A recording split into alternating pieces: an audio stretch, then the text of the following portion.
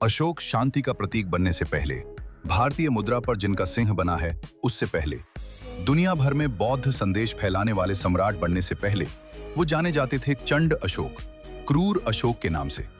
हम में से ज्यादातर लोगों ने अशोक को एक शांत, बुद्धिमान और दयालु राजा के रूप में पढ़ा है, लेकिन बहुत कम लोग जानते हैं कि इस रूपांतरण से पहले वो कैसे थे। एक ऐसे इंसान जिससे पूरा राज्य डरता था। आज हम जानेंगे सम्राट अशोक का अनकहा पक्ष, सत्ता पाने की उनकी क्रूर जर्नी, उनका निर्दयी रूप और वो पल जिसने उन्हें अंदर से इतना हिला दिया कि एक कठोर राजा दुनिया के सबसे बड़े शांति दूत में बदल गया। अशोक का जन्म महान मौर्य साम्राज्य में हुआ था, लेकिन बहुत लोग नहीं जानते कि वह कभी राजा बनने के लिए चुने ही नहीं गए थे। सम्राट बिंदुसार की कई पत्नियां और कई पुत्र थे, लेकिन अशोक उनका पसंदीदा नहीं थे। न वो सबसे सुंदर थे, न सबसे प्रभावशाली, और कुछ प्राचीन स्रोतों के अनुसार वह राजकुमारों के आदर्श रूप में फिट नहीं बैठते थे। उनकी सौतेली मां उन्हें पसंद नहीं करती थी। उनके भाई उन्हें खतरा मानते थे। उन्हें डर था कि अशोक की बुद्धि, शक्ति और नेतृत्व क्षमता उन्हें पीछे छोड़ देगी।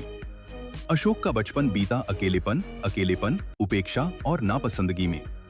यह अस्वीकार उनके स्वभाव को आकार देने लगा। वह तेज, जिद्दी और कठोर बन गए।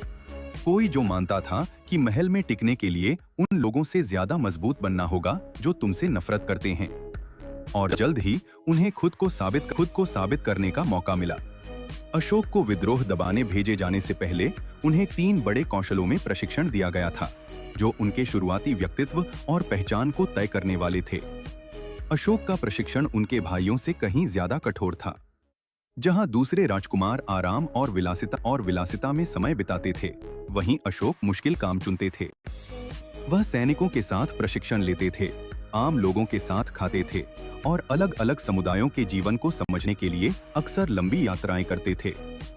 इसी ने उन्हें ऐसा शासक बनाया जिसने साम्राज्य को महल से नहीं बल्कि जमीन की हकीकत से समझा। 1. सैन्य रणनीति का प्रशिक्षण। अशोक ने मौर्य साम्राज्य के सबसे बेहतरीन सेनापतियों से प्रशिक्षण लिया। उन्होंने युद्ध संरचनाएं, घुड़सवार सेना, हाथी दल और किले पर हमला करने की तकनीकें सीखी, जो आगे चलकर उनके अभियानों को बेहद प्रभावी और क्रूर बनाती थी। उन्होंने सीखा कि हाथी कैसे दुश्मन की पंक्ति तोड़ सकते हैं, कैसे तीरंदाज तीरों की दीवार बनाकर रक्षा कर सकते हैं, और कैसे जासूस युद्ध शुरू होने से पहले ही दुश्मन को कमजोर कर सकते हैं। अशोक रोज तलवारबाजी, तीरंदाजी और हाथ से लड़ाई का अभ्यास करते थे। इससे वो सिर्फ सोचने वाले नहीं, बल्कि एक ऐसे योद्धा बने जो आगे से सेना का नेतृत्व कर सके। 2. प्रशासन और राजस्व व्यवस्था। उन्होंने सीखा कि कर व्यवस्था, कृषि और व्यापार मार्ग कैसे चलते हैं। इस प्रशिक्षण ने उन्हें उज्जैन और तक्षशिला को बेहद लाभदायक क्षेत्रों में बदलने में मदद की, भले ही अक्सर कठोर तरीकों से। उन्होंने सिंचाई प्रणालियों, अनाज भंडारण और व्यापार करों की जटिलताओं को भी समझा। अशोक जानते थे कि साम्राज्य में धन कैसे बहता है, और उन्होंने इस ज्ञान का उपयोग अपने शासित क्षेत्रों को मजबूत करने में किया।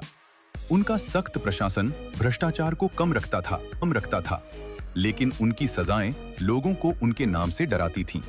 3. गोपनीय सूचना और जासूसी तंत्र। मौर्य साम्राज्य में चाणक्य द्वारा स्थापित एक विशाल जासूस नेटवर्क था। अशोक ने मुखबिरों, गुप्त एजेंटों और गुप्त संदेशों के उपयोग में महारत हासिल की। इससे उन्हें खतरों को खत्म करने में मदद मिली, और वे अपने राजनीतिक दुश्मनों से कई कदम आगे रहते थे। उन्होंने सीखा कि बिना यातना के जानकारी कैसे निकाली जाए, विद्रोह को पहले से कैसे पहचाना जाए और राजनीतिक चालों का विश्लेषण कैसे किया जाए। जासूसी में यह महारत आगे चलकर सिंहासन की लड़ाई में उनका सबसे बड़ा हथियार बनी।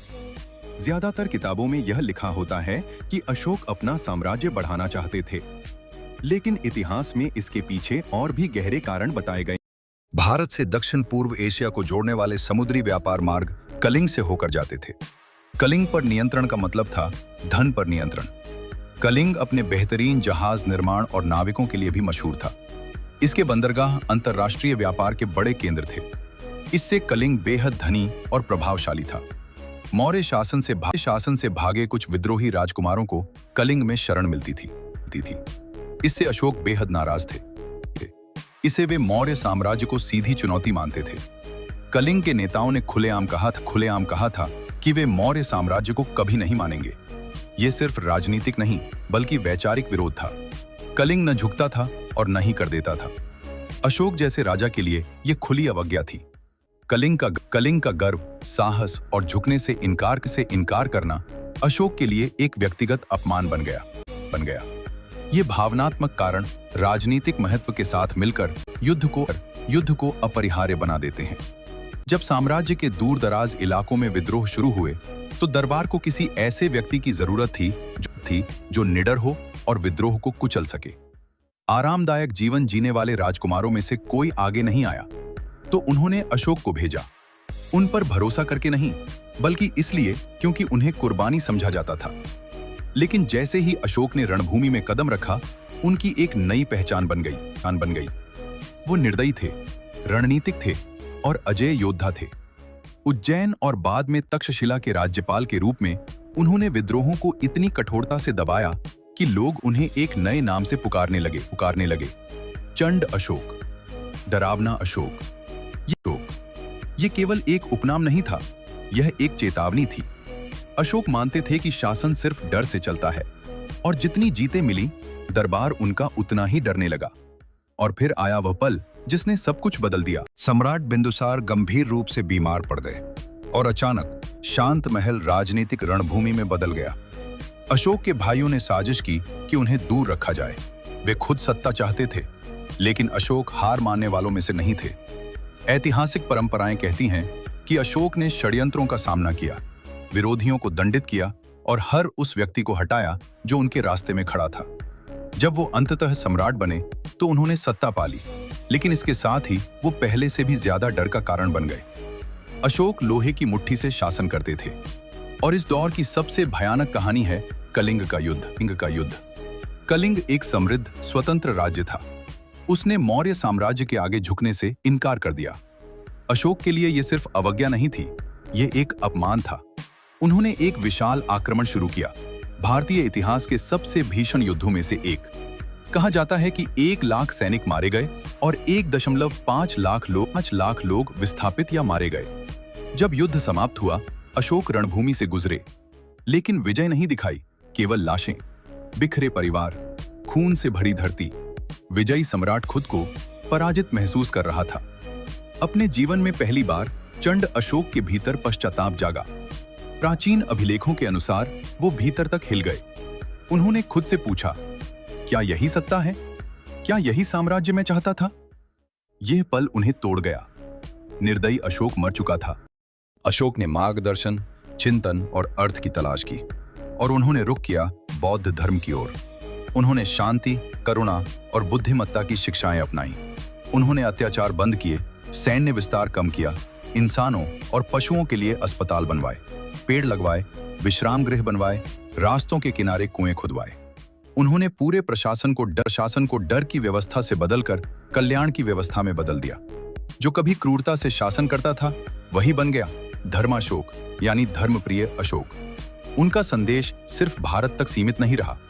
उन्होंने शांति दूतों को श्रीलंका, दक्षिण पूर्व एशिया और अन्य क्षेत्रों में भेजा। ऐसा माना जाता है कि बौद्ध धर्म को दुनिया भर में फैलाने में अशोक का बहुत बड़ा योगदान था।